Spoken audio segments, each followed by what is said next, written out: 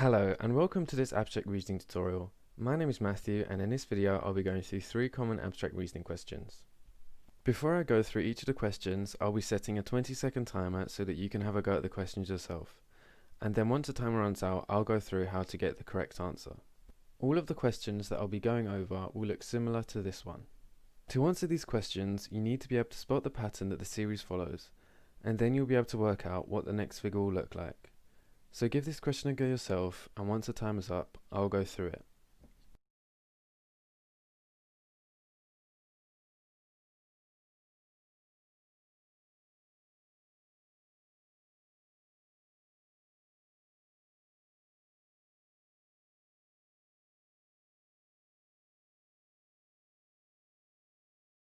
Okay, so this question has 3 rules. The first is that the circle moves between opposite segments. So we can work out that in the next figure, the circle should be here on the left, meaning we can rule out B. The second rule is that the crescent moves 3 spaces in a clockwise direction, so we can work out that in the next figure, the crescent should be here. So we can eliminate C. And the final rule is that the square moves between the top segments, so we can work out that in the next figure, the square should be here, meaning that the correct answer is A. Now on to the second question. Like last time, I'll give you 20 seconds and then I'll go through the question.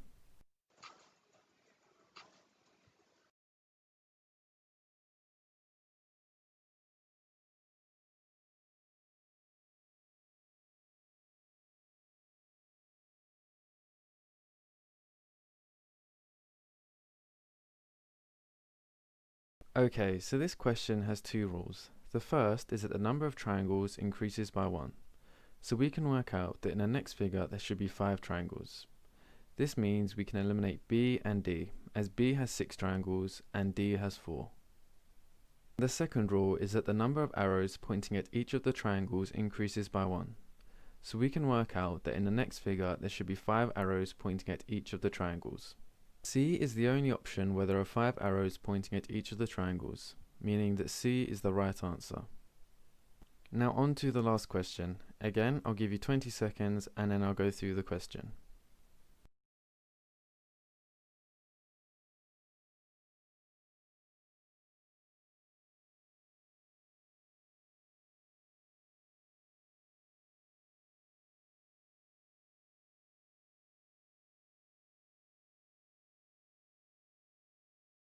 Okay, so this question has 3 rules. The first is that the large curved shape rotates 90 degrees.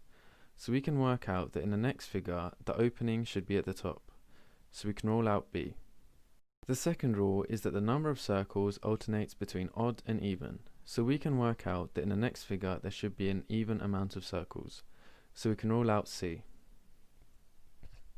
And the final rule is that the triangle moves between being in the bottom left and the bottom right, so we can work out that in the next figure, the triangle should be here in the bottom left, meaning that A is the correct answer.